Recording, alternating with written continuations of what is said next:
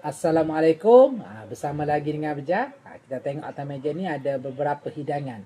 Jom kita tengok. Kita ada ni. Utama kita ni, laksa Johor, sedapnya. Dan kita ada makaroni bakar. Dan kita ada kuih tradisional, ada pulut sekaya, ada talam keladi. So, hari ni Abjad nak makan lah, Abjad nak food testing lah. Nak tengok macam mana. So, mula-mula Abjad nak clear, Abjad nak makan dulu. Makaroni bakar. Okey, kita tengok dah. Makaroni bakar macam mana. Okey.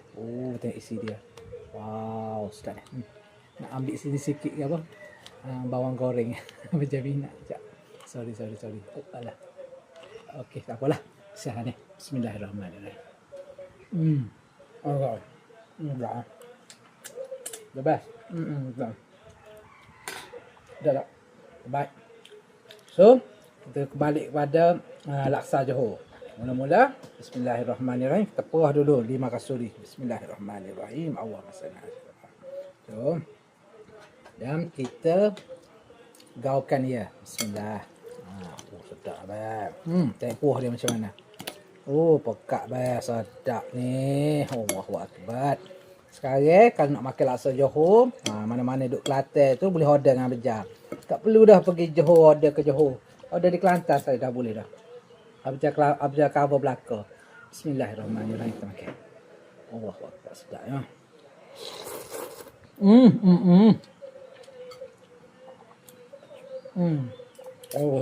Isi ayam, isi kiaso di kuah tu sedap dah.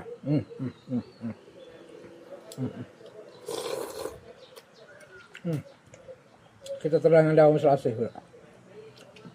Sedap.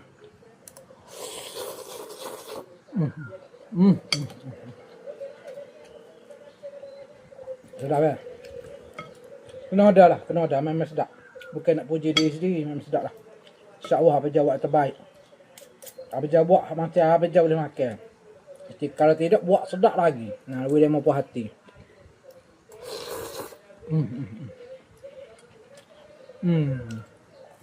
InsyaAllah pasti sedap ya. Allahu akbar. Sedap.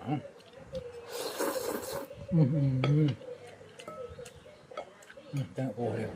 Tak sama mana kuah dia. Memang tak ngopi lah dengan isi ikan tu. Kuah dia memang the best.